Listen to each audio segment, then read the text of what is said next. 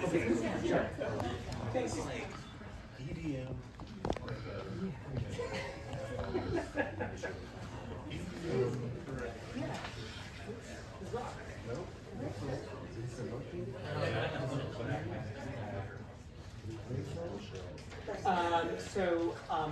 BRAVEMONK here.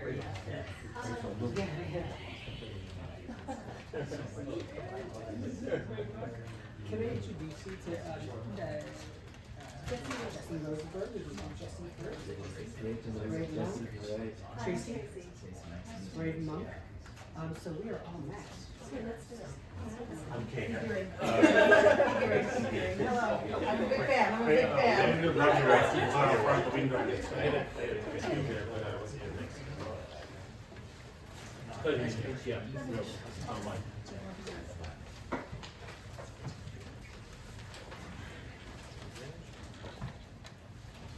Good evening, everyone, and thank you for coming out on this slightly chilly evening.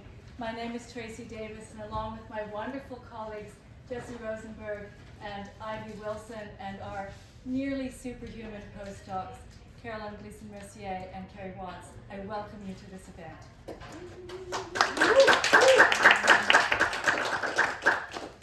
So, you know what's coming now.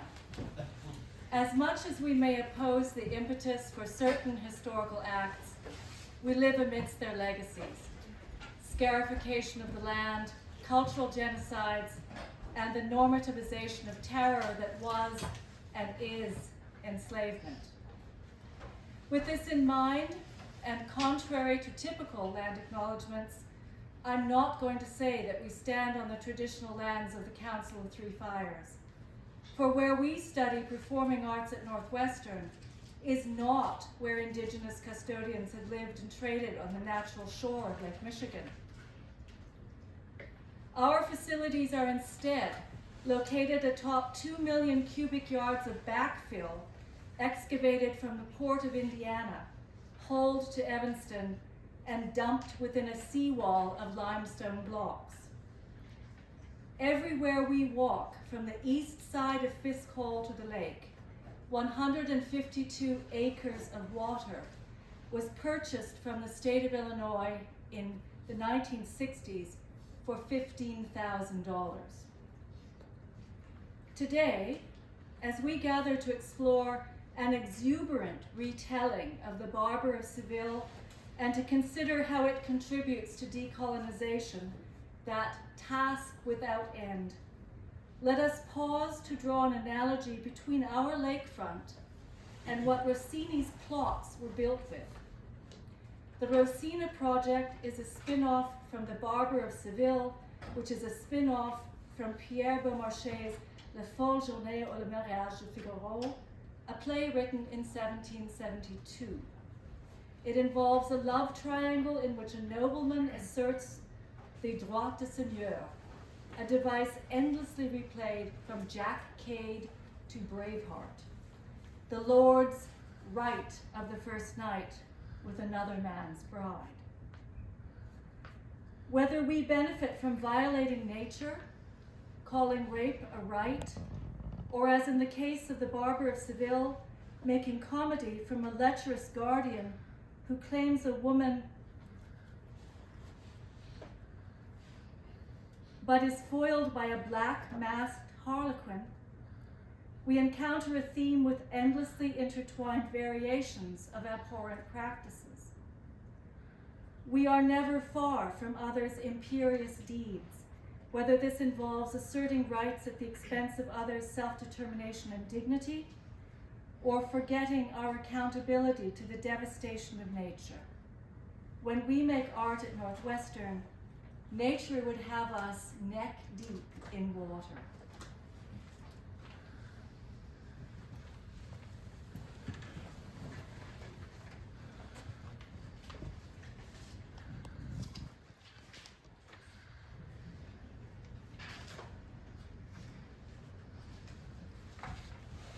Is there a microphone in the house that you know of? If the microphone is not working, we will have to project. Project. Theater people. Who would have imagined?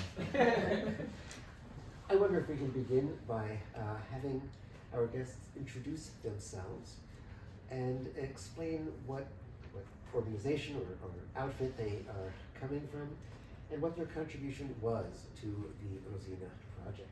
Starting on my left. Absolutely. Thanks, Jesse. Thanks, Tracy, so much for having the Rosina family here tonight. I'm George Cederquist, the artistic director at Chicago Fringe Opera and a co-creator and stage director for the Rosina Project. I'm Kari K.F. Jacques Laurent, and I am a co-creator, head music producer and composer for the Rosina Project, and Figaro.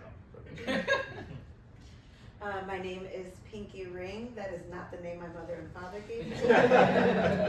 But my father now calls me Ringy Binky for some reason. I can't say Pinqy Ring, but I know I've made it because that's what he calls me now. He refuses to call me Marisol.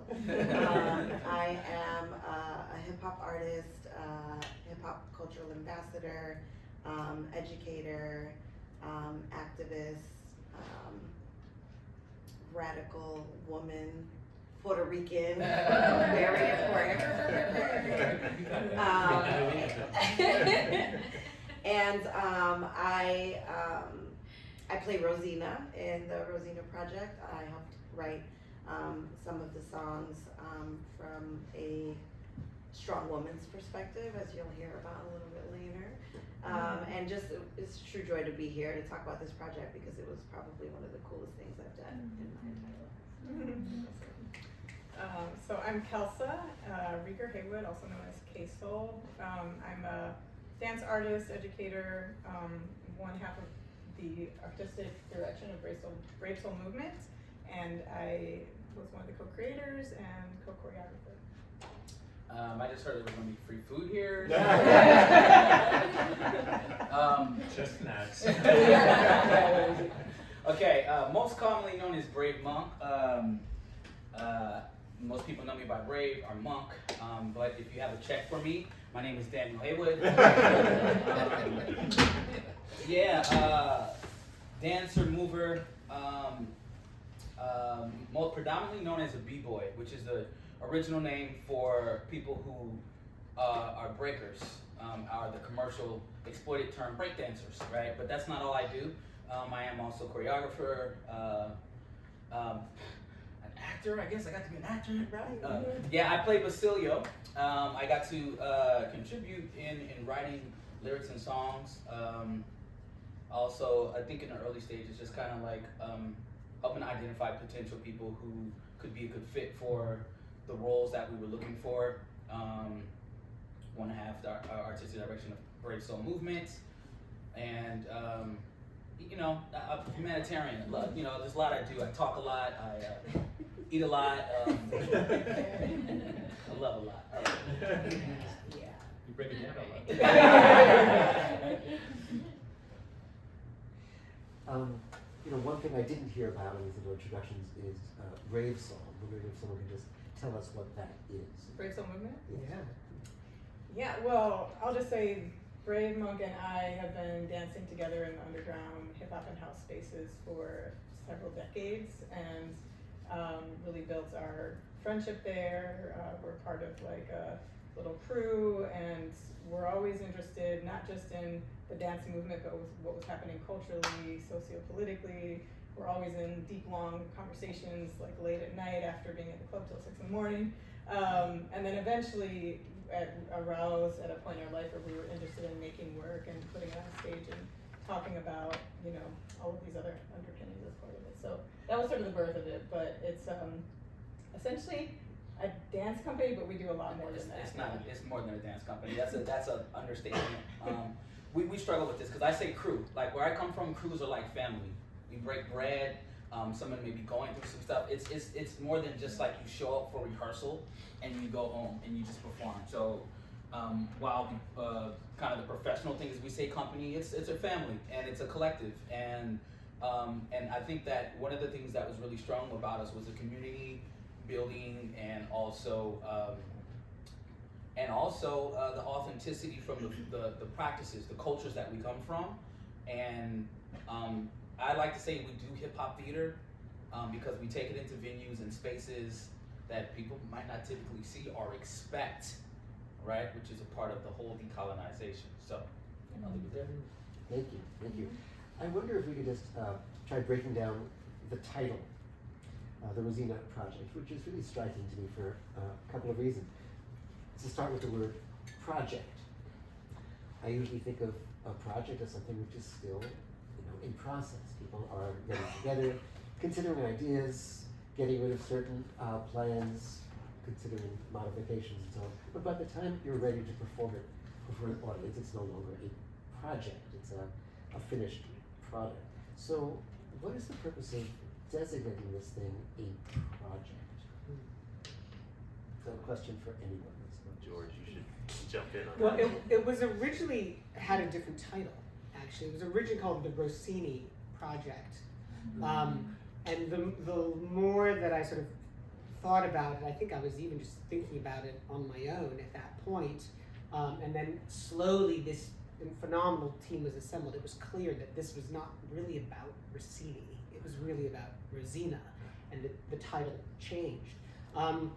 The project in the story essentially becomes these two sides, the side of Count Almaviva and Figaro, with Figaro trying to help Almaviva capture Rosina for himself, against the forces of Bartolo and Basilio, who are with Basilio trying to help Bartolo capture Rosina for himself.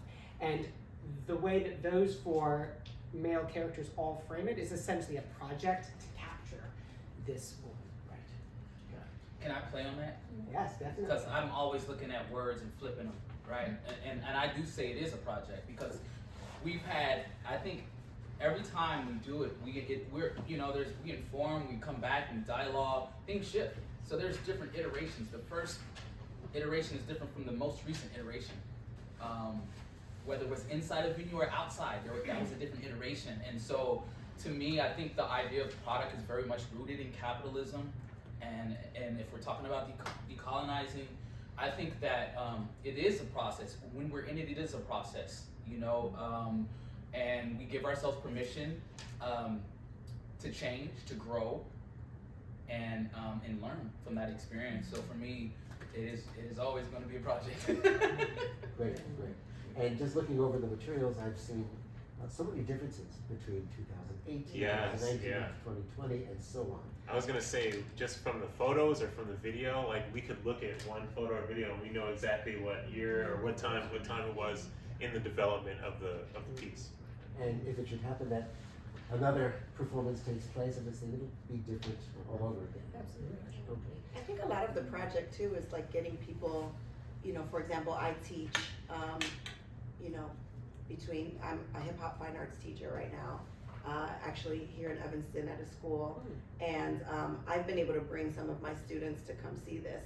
I think the project is also like getting people to look at theater and opera in a different light and to make it accessible as well. And I think that we've been successful at doing that, but also to go off of what Brave was saying, the project is also, as we learn more and do more, this is very centered around the woman, it's centered around Rosina. I would say it's absolutely a feminist perspective, but we change and shift things often.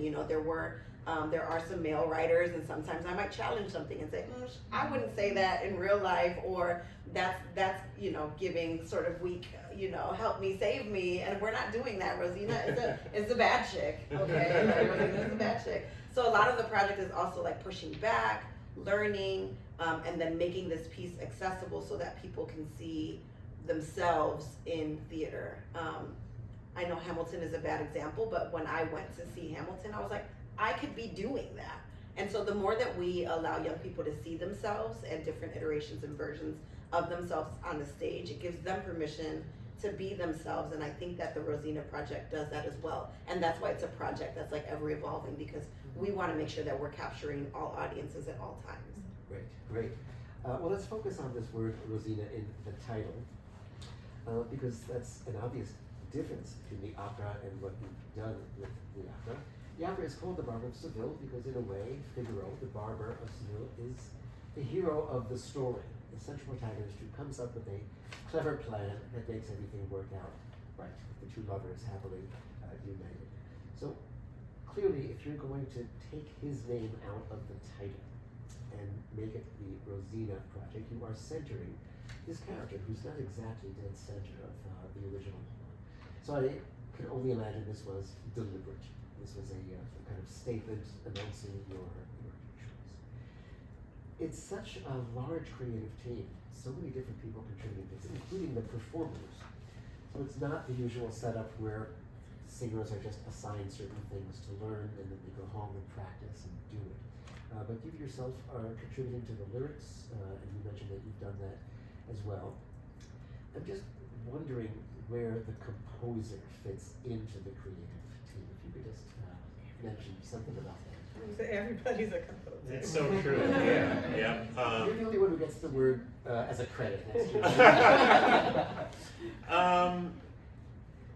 I'll just tell you the process. Basically,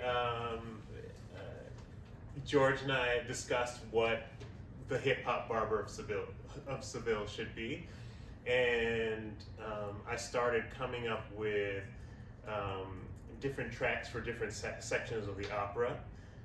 A lot of it was abridged because the opera is a lot longer than the Rosina Project is, but we were looking for certain moods, and so I would compose hip-hop tracks that sort of go with the moods. I have an opera background, so it was easy for me to sort of blur the lines and switch between sides, etc. And then we just have the talent come to the studio, and then they start, and then they can write their lyrics, and we put the story. We told the story of the Barber of Seville from Rosina's perspective. So There was also some like back and forth with like meeting with sort of the dance element, talking about what would match sort of the kinds of rhythms and tempos and things that would go with certain dance styles and techniques, and like, you know, sort of like it was back and forth. Yeah, I always like to say, just culturally, like for, you know, what we consider street dance or hip hop dance, there's always that relationship with the DJ or the musician, and so that informs the way we move, or it informs what the feeling or the vibe of the musician. So sorry, I gotta interrupt you. So Brave actually danced. He actually wrote lyrics and raps and performed in this thing as an actor. So I mean, talk about triple duty. This guy was definitely pulling his weight. So. Great. On that note, Jesse, to talk about, there is another composer, I think, who's not on the panel, which is DJ Oliver Fade, who's part of the family, and who, you know, has a series of tracks on his laptop, but also 2 turntables, and so is scratching live, is playing these recorded tracks. The whole thing opens with him doing a scratch overture, which is different every single night. And I think as we started to create this, it was so clear this could not be somebody hitting a space bar and then like just sitting there. It really had to be live in real time, and that's where DJ Oliver Fade came in. I can also add, you know, we also have a live beatboxer as well. So, you know, if you all don't know, hip hop is turned 50 this year, but you know, we've been doing this, you know, long before ancestors and ancestors and ancestors. But you know, the idea of making sure that we were tapping on most of the elements by having a DJ, an MCs, breakers, beatboxer. There was a point where we had signs made with aerosol art as well. So like everyone sort of has a hand in it, but it's very, very hip hop. And I think that that's the really cool thing about it, is that it's hip hop in a way that's like organic and that honors the actual tradition and the multiple elements that exist within hip hop. And then also as far as composing goes, what was really cool and interesting for me was that I was receiving the translated text as well. And as I'm reading it, and I'm reading what Rosina is saying in the original piece, in my mind, I'm like, what does she really want to say, right? Where, and I think of just, you know, my mother and my grandmother and my ancestors, you know, my family's from Puerto Rico, so when I think of like the colonization that's happening there, as I'm reading her text, I'm like, what are the undertones? What would she say in 2023? Who would she tell to F off? Who would she, you know, free herself from? What is her story that we really want to hear?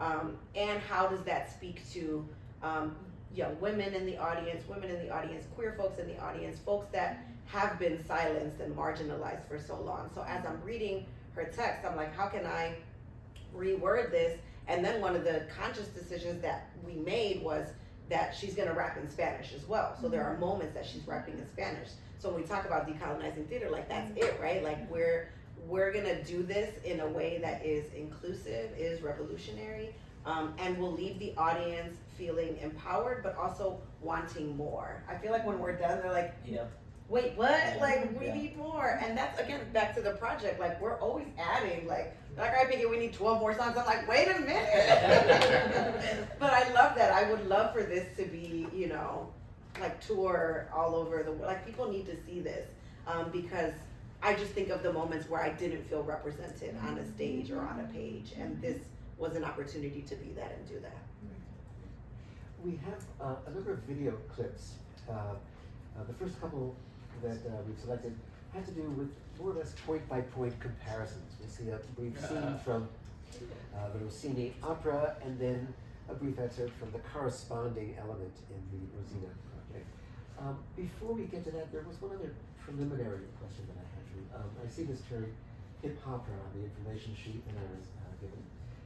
I think many people hearing that term will think immediately of the Carmen by Beyonce. But this is qualified as an immersive hip opera, which the Carmen really is not. Was Beyonce any kind of model for what you were thinking in terms of how you transform this opera into this theater piece? No. Not for me. It wasn't. No, I don't think I've seen the Beyonce Carmen. Yeah. I have seen it.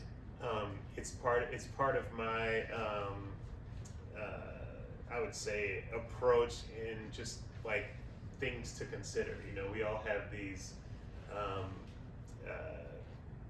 influences coming from every side pretty much, and you have to decide whether you're going to take that element and incorporate it, or you're going to leave others and stuff like that. So I do want to mention about hip opera. Like, it is a term that's sort of being thrown around a lot, and I feel like I know a lot of artists who have sort of grown in separate directions with hip opera, and every iteration that I've heard sounds very unique. How much opera are you going to put in? How much orchestral how many orchestral arrangements are you putting in the beats? Or how many 808s are you putting in the orchestral arrangements? Vice versa. So it's an expansive term. So whatever you're imagining when you hear hip opera is usually wrong. But when you qualify this project as immersive, what exactly did you have in mind with that? It's the physical space. I think George could speak to that in terms of how it's presented. Sorry, I was just talking about a colleague that wrote a piece about the Rosina Project, and he actually traced the history of the term hip opera. So maybe we can like send it to you and you can send it out, but it's pretty interesting. Dr. Long, right? Yeah. It's on our Khalid website. Long. It's on our You have it? website. Okay, Oh, wow. perfect. I haven't even seen it. And I was just gonna say, oftentimes when people say hip hop, like it's just music product. It's not the culture. And so I think again that we are staying true to what that is. When you say immersive, it is engaging. Based off the energy and the vibe of the room, there's elements of freestyle in the show. Things get said, reactions happen in the audience. It's all done in sort of like a round usually.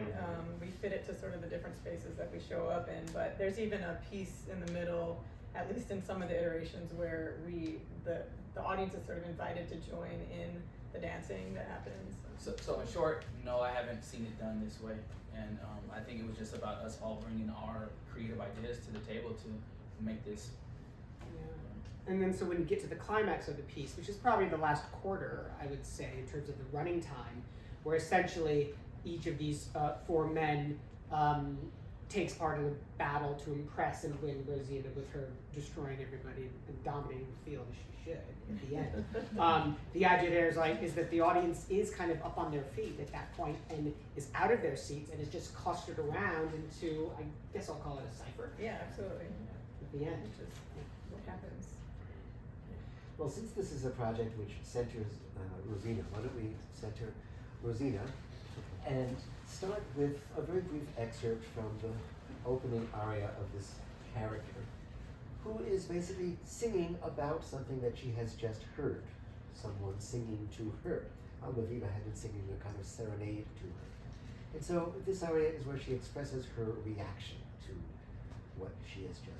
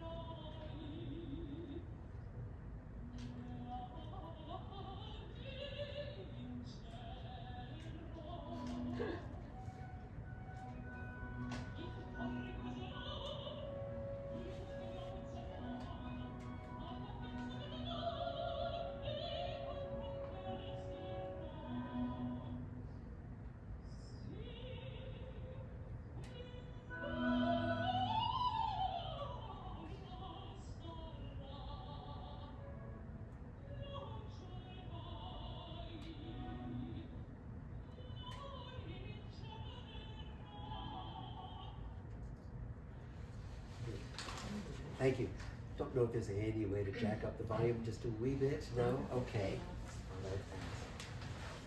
All right, we're going to hear what Pinqy Ring does with this. Before we get into that, let me just explain. I decided to use the 2020 film version of this performance rather than the theatrical one, even though I know this is a theater event and we're considering theater above all. Because it seemed to me, first of all, that this 2020 film was very much 2020. That is, the themes addressed visually had everything to do with what people were thinking about in 2020. And you will notice that Rosina in this film version is wearing something with a rather strong statement and also holding up a sign with names written on the sign, including Breonna Taylor, emergency room technician who was killed in a kind of botched no-knock warrant arrest in Louisville earlier that same year, and other names of women who have all lost their lives in the context of that kind of violent aggressiveness of the police force in the black community. And we're going to maybe watch this Pinqy Ring version and perhaps we can then talk about it.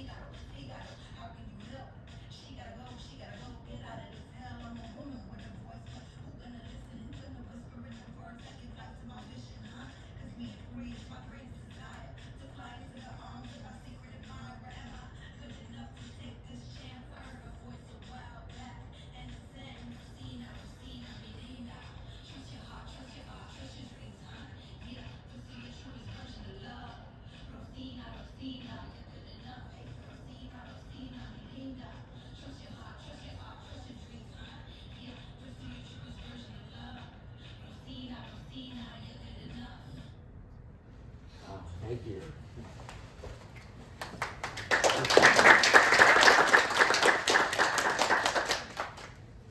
It's amazing to me, despite all the differences in the basic sound of this, it really is very much following the Barber of Seville by Rossini, blow by blow, in terms of the plot development and the characters, except where it's not. And here, in the exact same way that Rossini in the Rossini opera begins by talking about una voce poco fa, a voice a little while ago that she's just been listening to, this also begins with a reference to a voice, but a rather different kind of voice reference. She's talking about the voices in her head. And then she moves on to ask the question, who's going to listen to my voice? So we keep that central notion of the voice at the heart of this solo, even while the context really gives it a very different sense. Now you then go on to do exactly what Rossini does in the opera. You do talk about the song that you've heard Ana Vina sing to, with that Spanish language, Rosina mi linda, trust your heart, and so on. But that doesn't seem to be the main thing on your mind. You're thinking about your own predicament. Rosina in the opera thinks about her own predicament. The fact that she's kept under lock and key by Bartolo, the fact that she wants to break free of that. So we have that obvious commonality between the two solo scenes for Rosina. And yet, this shirt that Pinqy Ring is wearing, the sign she holds up, makes it very clear she's not just thinking about her own predicament in it. She's relating it to something much larger out there. Or at least this is what goes through my mind when I watch this. Maybe I'm off base or not quite getting what you had in mind when you conceived this particular way of doing it. So that's exactly right. I think when I started writing it, as I mentioned earlier, it was thinking of, you know, how are we considering her voice in the grand scheme of everything that's happening? And so instead of it being this voice that she heard, it's really her taking the time to listen to herself. And this is the piece that I think resonates with people the most. This is one of Rosina's pieces that resonates with people the most. And it was a conscious decision when I'm saying, Rosina, Rosina, mi linda, trust your heart, trust your art, trust your dreams, that I go up to the women and the women identified folks and the queer folks in the audience, and I say it to them specifically, because as I was writing this, I was thinking about myself as well and putting myself into that character and what are the things that I need to hear. So trust your art, trust your heart, trust your dreams, pursue your truest version of love, Rosina, Rosina, you're good enough. So these are things that I feel like we need to hear. These are things that I feel like I need to hear.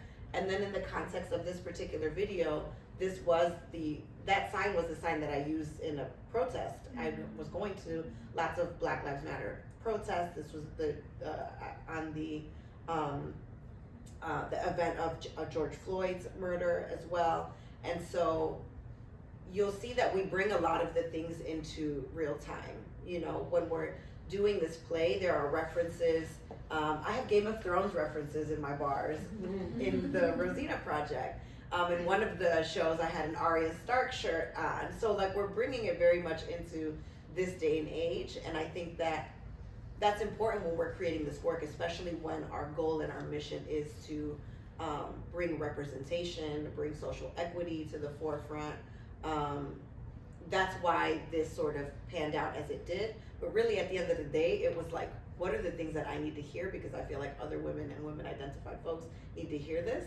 And so when I'm performing it and I'm saying it to them, this is a song I perform now in my own repertoire. When I'm performing anywhere else, I just performed this at TEDx Chicago because it's such an important song that even though it's tied to this story, it doesn't matter because the message is so strong. And when I walk up to women and I tell them you're good enough, like that creates a shift and a ripple that we need to hear that, we need to be reminded of that. So when I was writing it, it was really writing it for me, but how often do we, you know, do things for ourselves that also end up helping other people as well? So it was all of those things, and because I'm just a revolutionary, I'm always thinking of how can I push the needle and how can I, you know, bring this into a current context. so that it's relatable, but so that it's making people think and want to take action as well. Thank you. All right, I'm gonna try to bring in Monk and Kelsa and Kari, because I wanted to talk about another snippet from the original Rossini opera that we can compare, again, to the corresponding bit in the Rosina Project. And I'm referring to Don Basilio's suggestion to Bartolo about how they can defeat Almaviva and make sure that Bartolo is the one who gets Rosina. And it's a very simple plan, which involves slander, calumny, invent some really awful false rumor, and spread it around. And it will take root. All you need to do is just mention it to a couple of people. Gradually it'll gather steam, and soon it's all over the place. It's a very amusing part of the opera, because the music actually kind of does what the words are describing in terms of the growth, the increase in volume and spread. And I mention Kelsa because, well, this is not a dance number in the opera, it never has been. And yet when you come to the part of the Rosina Project that corresponds to this more or less, it very much becomes a dance project. So I'm going to be asking you about the reasons for that significant change.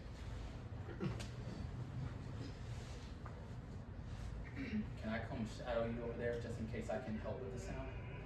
Yeah, the system's been broken already. Okay, okay.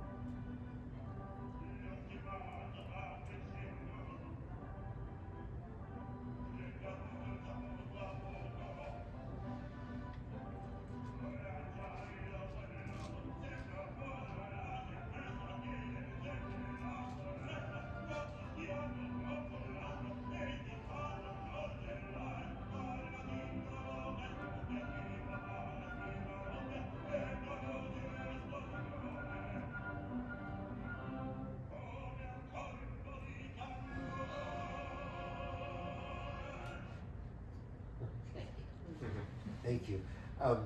You know, Brave, I would so love to take advantage of your technological expertise in raising the volume, which was really quite a lot here. The problem is, it's so delicate, we're just terrified. All we have to do is touch the screen with a pinky ring, and it just not work. All right, if we can move on to the Rosina Project. Same two people in the scene. Let's go! Let's go! Let's go! Let's go! Let's go! Let's go! Let's go! Spread it all around. Let's go! What? Spread it all around. Gossip, the gossip, yeah, yeah, the gossip, the gossip, the gossip, yeah, yeah, the gossip. Spread it all around. Spread it all around. The gossip, yeah, yeah, the gossip, the gossip, the gossip, yeah, yeah, the gossip. Spread it all around. Spread it all around. Spread it. Destroy his reputation. Make sure he don't forget it. Step into my territory. I got it all figured out. Let's do it from the inside. We gon' make Rosina die. Yeah. And she'll be better off with me. She don't want that ain't. Well, she got somewhere in the street. Please ruin his reputation, but don't let it trace to me. Oh, it's too easy. It's too easy. That gossip. Yeah, yeah.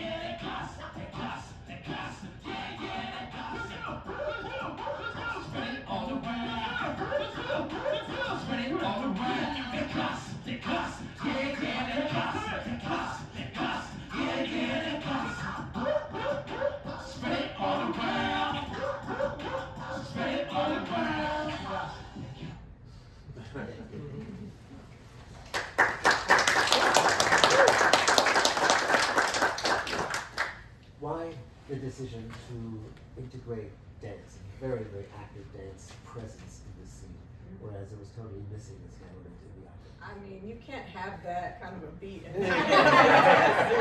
I mean, we would all just be sitting there like, come on now, you gotta jump up. Somebody's gotta bust out, to this beat.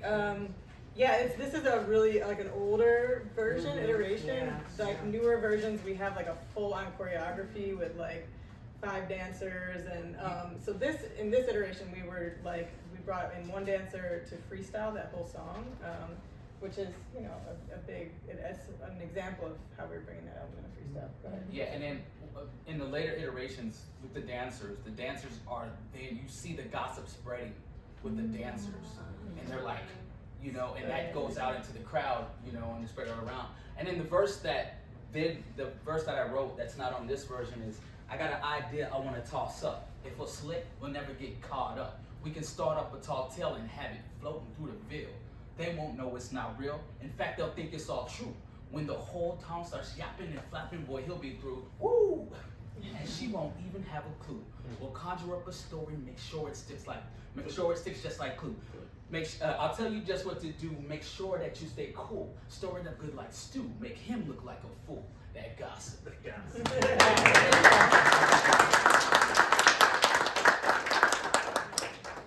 Thank you. Very, very interesting. I guess, even though I haven't seen that latest version, even in this earlier version of it, I get a sense of the dance movements as somehow reflecting the expansiveness of the idea of gossip spreading and slander passed around from one person to another. That was actually Austin Fillmore as Bartholomew, by the way. Awesome. Okay. Wasn't me. Okay. Face the dancing. Face. There's one other clip that I want to show you from the Rosina Project. This is not a compare and contrast kind of illustration. This is just the Rosina Project. And it has to do with the culminating scene, the battle, where it's going to be determined, supposedly, which of these 2 guys gets Rosina. Almaviva wants her, Bartolo wants her. Almaviva has Figaro on his team, who you'll see is very present doing a lot of the dancing in the snippet that I've selected. And Bartolo also has someone on his team, Basilio, who is actively engaged in this battle. In a way, this is a scene, of course, that doesn't actually happen in the opera, but it does reflect an essential truth about the opera, which is very much framed as a kind of battle. One of these 2 men will win Rosina. Which one is it going to be? Except this is one of the places where there's actually a pretty drastic departure from the original, from the model, in the way it turns out. So I wonder if we can just see this last clip, and then I'll get some comments. Let's go. All right, Basilio. I just want to give you something, man. We cannot lose this battle.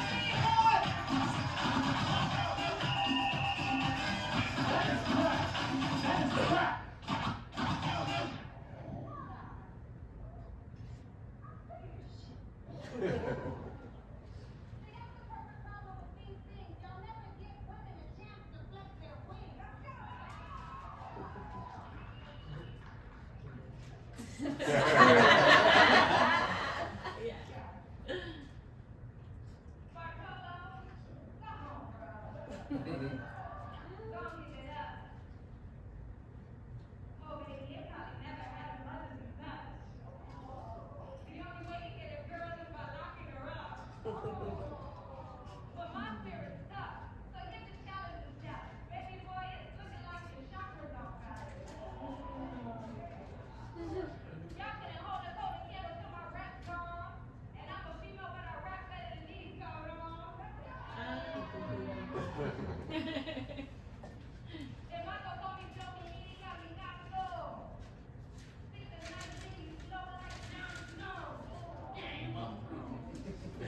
It throws.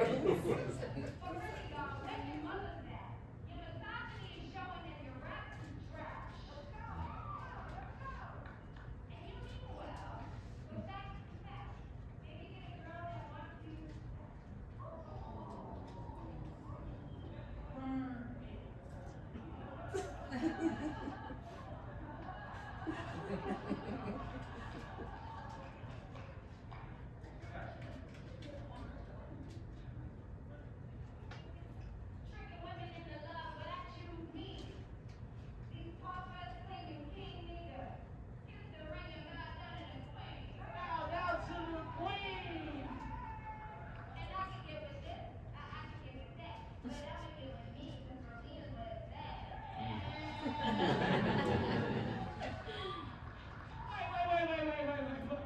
Okay, so real talk, who y'all think won? I think Rosina won. Ladies and gentlemen, we're about to have a dance party. Please come up to the dance floor. Yes. Let's go.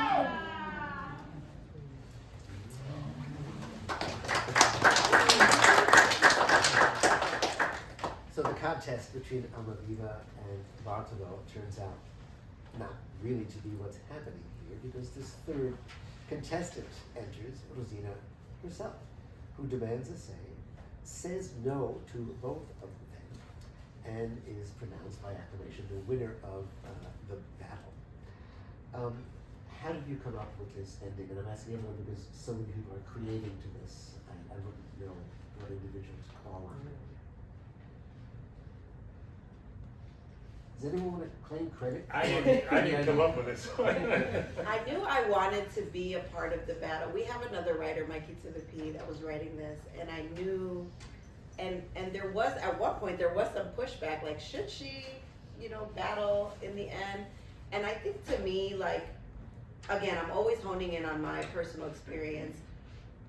The idea of being left out or not having a say has also been very present in my career as a woman MC and rapper within hip hop culture. That women don't get a voice, that we don't get, to have a say for ourselves, or that we're not as good, we can't battle. And so I think that it was sort of both of those things. It was the idea of how ridiculous is it that this decision is getting made without this woman's input and consent, right? First of all, consent is sexy, y'all.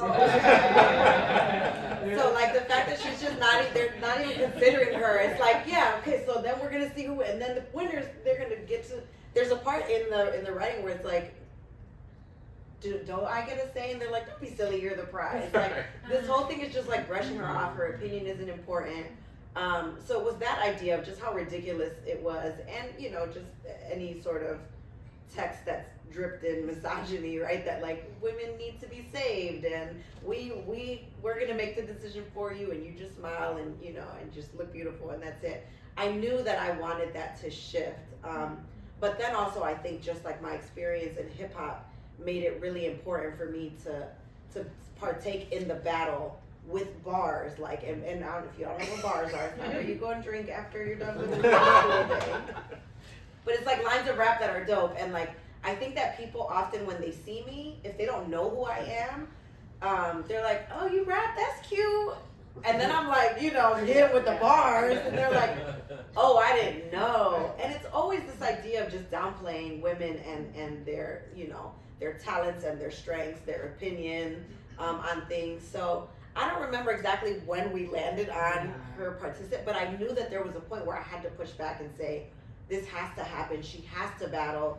She has to be the last one to have her say, because at the end of this whole play, it needs to be her making a decision that she chooses herself. She doesn't need any of them. She's choosing herself. And I say that I could get with this or I could get with that, but I'm gonna get with me because Rosina's where it's at. Also paying homage to hip hop lyrics and hip hop history. But yeah, it was important to me that she partook in the battle, and that she chose herself, and that she rapped just as well and even better than the gentleman suitors in the battle. I think Were you about to jump in with something? No, I mean, the quote was from Black Sheep, which is their part of native tongue crew. Yeah, there's a lot. I mean, I think that's another element of sort of decolonization that's happening throughout, is sort of this like coded language. You know, one thing I wanted to just say is like one sort of facet of like European values is the written word is like king, right? And that's where knowledge, you know, we learn knowledge through the written word, the spoken word, but there's also like embodied knowledge. And so there's all of this like hip hop historical references that are through the lyrics and through the body. Like if you know the dances that are part of hip hop culture, like that is deep throughout the whole piece. But also if you know anything about opera, there's also references to, you know, like the original opera that you only know if you're really sort of an insider to opera, you know, like culture and that sort of thing. I'll give a reference. Like the last clip of me battling, the style that I'm impersonating is folk, right? Which if you know is very feminine, right? And so normally and throughout the whole piece, the dance is more what I would define as masculine, breaking and like, you know, a lot of posturing and posing. And so like, you know, there's things that that play again. It's like if you know what stories are in the body and who, you know, just those references. It's yeah, you know, Paris is burning. Yeah, absolutely. Yeah. Wow, I'm realizing how much of this has actually flown over my head. I'm wondering if there are comments, questions from our audience for any and all of our wonderful guests. Yes? Hi, I kind of have a question for Pinqy Ring and Brave. This is a two-part question, but it's just asking the same question from different perspectives. Both of you brought up community. You said you're a cultural ambassador. You said you do community building. How much of this was bringing people that are in the opera community into hip-hop, culturally, the form, and then also that community building within the hip-hop community? In my own experience, when I worked with youth in Waco, we had a summer camp with youth, and they devised part of Romeo and Juliet, and these were students that hadn't interacted with the text. They didn't do this type of theater. It was just amazing what they did, and the pride they felt from what they came up with, and seeing how has this piece done, how has this drawn other people into wanting to engage and write and interact with this work. So kind of for both of you, and then anyone else that feels like they have like a thought or an answer. Yeah, I think for me it was more the opposite. It was bringing the hip hop community to opera versus opera to the hip hop community. But by way of doing this particular project, the opera community, and I wouldn't say the whole community, I don't know who's seen this or not, but like folks that wouldn't have interacted with hip hop otherwise happened to be there and just really felt moved by it, wanted to learn more. Because I think a lot of the idea and the notion around hip hop, and my students tell me this all the time, still to this day, it's like, it's bad, it's negative, it's all of these things. And so we were able to just in our presence, right, just by showing all of the different elements of hip hop, by educating, by showing the strong, you know, woman presence in it, I think it was, you know, our way of showing people. And I think that was sort of always like one of our underlying goals is in the work, how do we bring opera folks, or folks, even if it's not opera, folks that wouldn't usually engage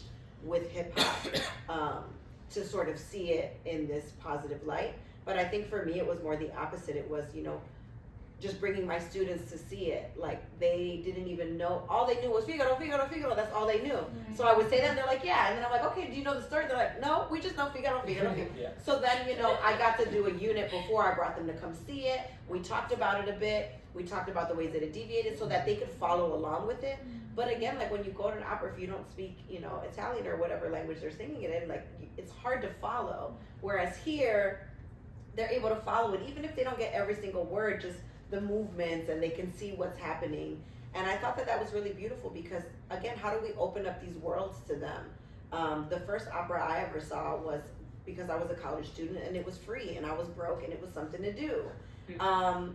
And so how do we make these things accessible, right? How do we have this be a gateway for them. You know, maybe one of them will turn into an opera singer and we wouldn't even have known it had we not sort of opened up this pathway to see what is this thing that seems inaccessible but actually can be accessible. How do we make it more accessible? And most importantly, how do we become physical manifestations of their wildest dreams on this stage while we're performing this thing?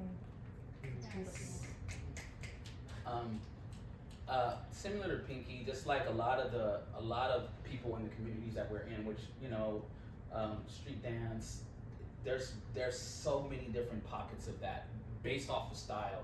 Here in this, there's an interplay of different styles. There's probably like maybe 4 or 5 different dance styles that are happening in here, right? But oftentimes it just gets lumped as hip hop. It's important to understand that each of those has a subculture, that they all exist.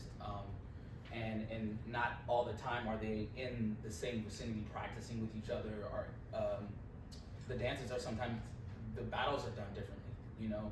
So there was a lot of bringing people like, what is this thing you're doing, right? They've never seen something like this.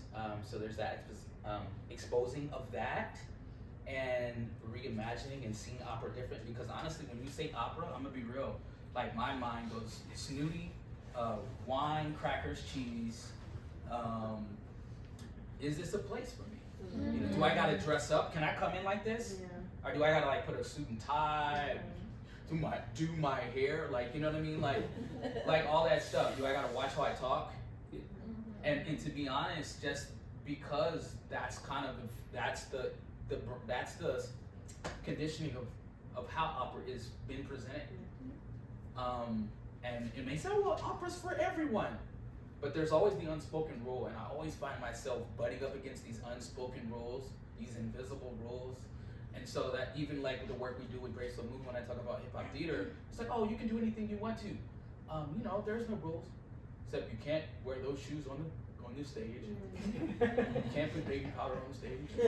You know, like all the things, right? And it's just like, okay, and the music.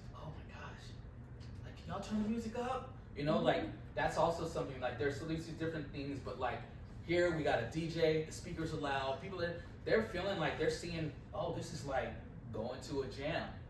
And then after, I'll say a lot of the spaces when I think about building, it's not like we do it after, it's like the after party, right? Like we're dialoguing, we definitely have conversations about the show, things that came up. These are, I think, also go into the iterations of like when we come back to the table, like what things do we keep, what things shift, how do we bring this into the space? So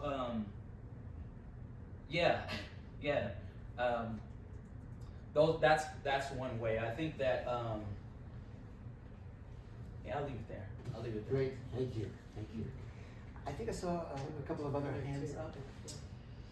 Yeah, I mean, I'm curious, kind of going off that, from your perspective, what is the value to you as hip hop artists of decolonizing the culture? Why go outside of your own, or any culture?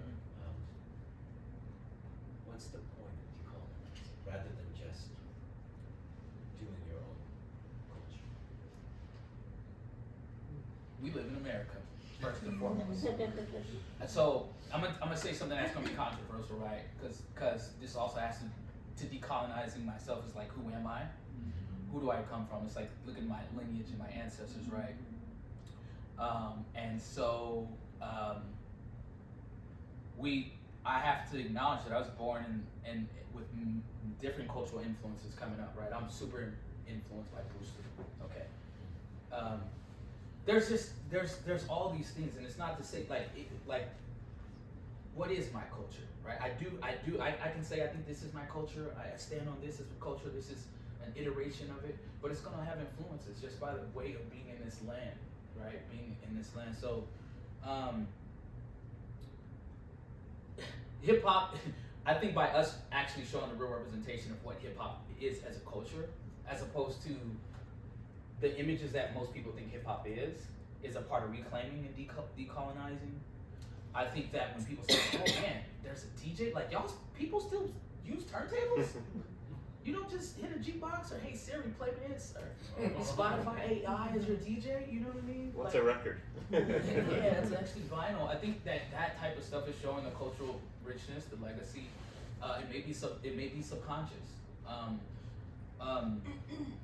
There's a space of like, you know, I think that sometimes it's like what's the platform, right? In this sense, it is a hip opera. It is it's an immersive hip opera. That's the platform for it. The conversations, it's not limited to just that. It does happen. We do it in our own spaces, in our own places. I don't know what happens in the opera community because I don't consider myself in that community, right? But I do get to connect and meet fellow people who are in that community or who blur the lines of that community. And so I think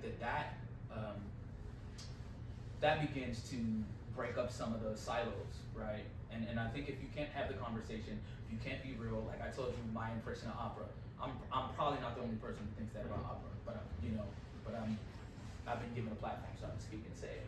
So Does it make you look around at the rest of culture and say, okay, what else could stand to be decolonized? oh yeah, we got a lot of work to do. All the time, everything else. I also think it's like the idea of space, right? And who says what space belongs to whom?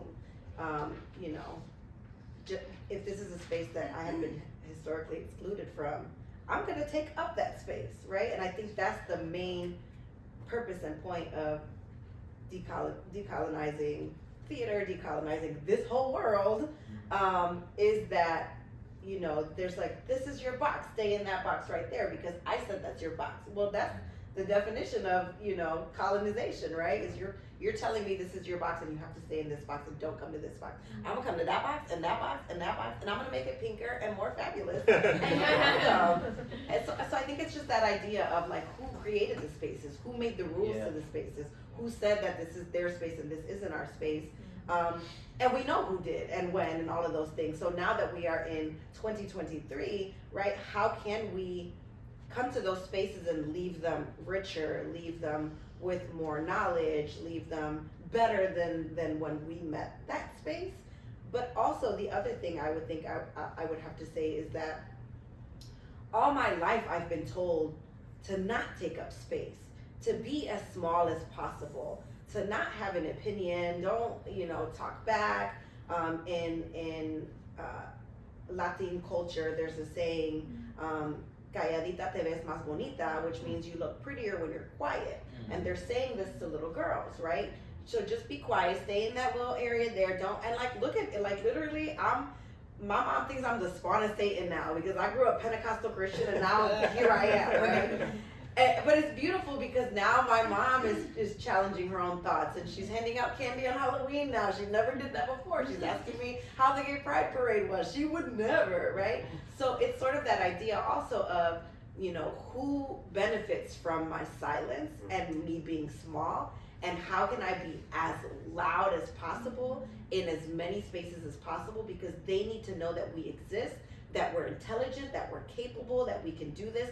And I think the beautiful thing about the Rosina Project is that for the most part, and I love just the way that you were comparing the scenes, because we really did the work of like researching, of making sure the scenes were mostly accurate, until the end when we were like, and actually we're gonna shut all of that shit down because women have a say and they don't need a man to be successful, or all of those things. So if you look at even just looking at the comparisons here, it was so dope to see like we did our due diligence. However, we deviated because it was necessary and because that was a conversation that needed to happen. So I guess that's how I would answer that question. And I just want to add a really quick note. I have an opera background. I have a master's in classical voice. So I even sang that Basilio role, the clip that you showed, and for me, this was another part of that, you know, cathartic reckoning, like just, you know, breaking away from the system. And you know, George found me because I was kind of rebelling against my opera roots just by making studio beats. You know, I would leave rehearsal, go to a hotel and not have a laptop, and I'd be making beats on the laptop in the hotel, or I'd be beatboxing during opera rehearsals, etc. So that's kind of how I came into this, and I feel like the Rosina Project is a manifestation of all those things that represent what KF Jacques is, which is I call it operatronic or hip opera or whatever you want to call it, but it's the combination of all those experiences for me that help me find my own freedom as an artist. Your point is, thank you for that, and we love you with each other. Your point, Pinqy, about taking up space, you're not alone, right? Because that is essentially the history of opera and opera production, right? Is that in opera land, we have essentially told women not to take up space, right? We have said, could you be smaller? Okay, could you physically be smaller? Could you wear smaller clothes? Could you move less? Could you just kind of park and bark here and actually not move around the stage? Could you just stand there and be manhandled by the tenor or the baritone or whatever it is? And so what we are trying to fight against is we're trying to find a way for more women in opera to take up more space. Period. Yeah, what time maybe for one or two more Carter Miller? Sorry. First of all, thank you so much for coming here and for presenting this. I kind of want to lead off this idea of taking up space. I think that one of the most impactful things that this opera does is not only it takes up space physically, but in the way that the characters are devised, it's combining these fictitious roles with your own personal experiences, and we saw that in that performance. And so that leads to my question, which is, to what role were the roles kind of pre-decided before you met the actual actors? Because all of you brought so much of your own experience to this performance. And then kind of continuing off of that, who chose Barber of Seville? Why was it not any other opera with a female character who probably is also oppressed and marginalized? Like, what was it specifically about Barber of Seville?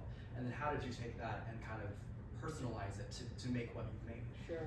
It's a long story, which I'll tell you all about some other time. The two quick answers are, in terms of the casting, it was essentially that there's literally no one like these people, certainly in Chicago, maybe in this country.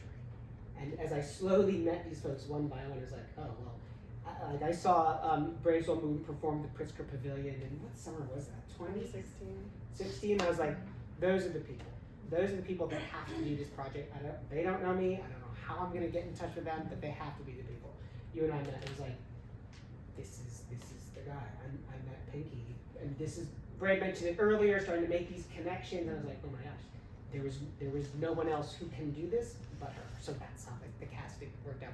In terms of the piece, I was like, what's the best known opera aria out there? And then how can I turn that on its head? And it was, it's Largo al Factotum. Although handily, Una voce poco fa is from the same show. And when I was listening to that, and Rosina has this line of 100 trappole, 100 traps. And it's like, this is a person who's gonna set off 100 traps. And this is the character with teeth. This is the person who we're gonna build this. That's the crescendo moment when Pinqy goes off and raps in Spanish. I'm like, yeah, it's powerful. And I say the line, if you get in my way, I'll set off 100 traps. Yeah. And everyone's like, and I was getting goosebumps. Yeah. And I think that people don't know, people probably think that I wrote that if they don't know about, but then the people that do know the opera are like, okay, there's a reference, we did our due diligence, y'all. But I remember I was overseas when doing the hip hop diplomacy work that I do, and I get this email and it's like opera, and I was like, what? This is not real. And then I came back and we met, and I love the fact that a lot of what we did then once I was selected was they allowed me to really just grow my wings and go. Here's the beat, write the lyrics. There was never oh, can you say this like this, or can you change? They really let me bring my true self to this. And I think that's the beautiful thing about the Rosina Project is, again, we talk about hip hop and 50 years of hip hop. A lot of it is capitalism and, Sprite had it on their cans of soda and things like that. But what we're doing is so authentic, and you can't deny it. And because we have so much history in being a part of this culture for so long, no one can question it, right? I've been emceeing before this. It's not like someone gave me a text and then I learned how to rap and then I did, I've been doing this for a decade plus. And again, was just the fact that I was able to bring my authentic self, and that was never told hey, dim it down. Like at the end, I'm like, you know, like that's just who I am in the real world. And just being able to stand in that authenticity, like that's what this is. We didn't want it to be cheesy or corny, and it could have easily gone there. And so I think the fact that because we're so rooted in hip hop culture and we know how important it is to stay truthful to that, we did our due diligence in making sure that we're saying things and doing things ethically, and most importantly, like being our authentic selves on that stage, because that's important to do in theater. Like, and that's antithetical to what theater is, because you're playing another character, right? But in this piece, like, we really get to be ourselves and bring ourselves to the role, which was really, really cool. I do want to say something. Initially, I started off in this project just as a co-choreographer, right? I was not acting. I wasn't spitting bars. Was I even dancing? I don't know. Yeah, maybe I was dancing. But I'm just gonna say this because I think there's an energy that I want to acknowledge that is like source energy, God, however you define it, spirit. Because I literally wrote in my journal, I was like, man, I want to do a project where I get to really allow all my parts of myself to like exist, where I'm acting, where I'm rapping and doing music and dancing. And I didn't tell anyone about it at all. And I don't know what happened. I don't know what hit George, you know, and it was like Basilio became this expanded person more than just like what it was. And so then I really felt that I did get to also spread my wings and bring it. And so I got the clown, I mean, whoever I had, or, you know, at time Austin, the chemistry and going back and forth. And so anyway, I just want to say that. So it is very much authentic and real, and you know, for me, I'm like always in my head, I'm like, yeah, it's Basilio, the B-boy, you know what I mean? So That I think is the word is authenticity. There was a very early turning point for me as I was assembling the team, which is like, okay, so is this going to be opera singers and actors who we're going to teach how to MC, or are we going to find MCs and essentially teach them how to act? And the choice was clear. It had to be the latter, because authenticity is everything. You talk about Brave Soul Movement and as a hip hop theater company, what both of those art forms are trying to get to is authenticity, right? In the theater, we are trying to get to the truth. And in hip hop, as I've learned, the one thing you cannot be is inauthentic, right? And we're basically just trying to find the truth together. And what does that look like? Wow. I think it's time. Do we have time, do you think, for one more question? Carrie, I'm looking at Miss Carrie. I'm looking at my handlers. We can do one more. One more. Yes. No, it's just really exciting to me, and I was really excited in class. My students were laughing because I saw, like you know, we were let me organize my thoughts. So you know, it was like, oh cool, we're gonna watch this opera. It has hip hop in it. But then I was watching other videos, and I saw your flag of resistencia. You were wearing it, and like, it just, as a Puerto Rican woman, right? Like, I was like, wow, la resistencia. And I thought it was absolutely iconic because then the character, like you as a persona, but the character to me, like, got all these other layers of, like, you know, resisting erasure, which is what that flag means, right? The Black Puerto Rican flag, collective agency, like social justice, like. And to me, it absolutely got me super excited, but it really transformed even the notions in which I was looking at the character, listening to it, watching it. So I think it goes back to what you're saying, right? What we see on stage that we can relate to. But to see, you know, that symbol and like all of this other imagery, all this fight and like, you know, agency just got into it. To me, that's something I hadn't really like experienced before. And this is my area, so like this is what I love. Like, Puerto Ricanness in performance, how we bring, you know, and then also like the idea of connecting it with like Black Latinidad, which is also, you know, in academia too, it's like Latinidad is not necessarily Black and this and that, you know. So much of that message came to me just by seeing, you know, this your presence there that I thought it was very fascinating, and it just brings me to think, and you've all been talking to it about this, like at what point did you realize that this transformation, this conceptualization of a character, of an opera, of a work, it's just becomes something so much bigger. You know, you get into it, okay, you're cool, you know, there's a call, you get a new job, you know, I'm gonna be able to do this, but at some point it becomes, you know, what you're all talking about, and to me, that's really inspiring. And I was gonna frame it as a question, but it's just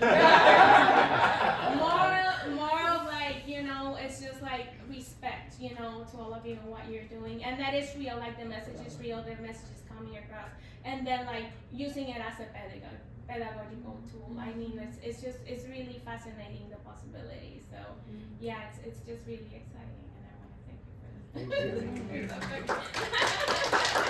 On that note, I think we'll thank our guests one more time, really so much for this fantastic presentation and conversation. Thank you. Thank you. You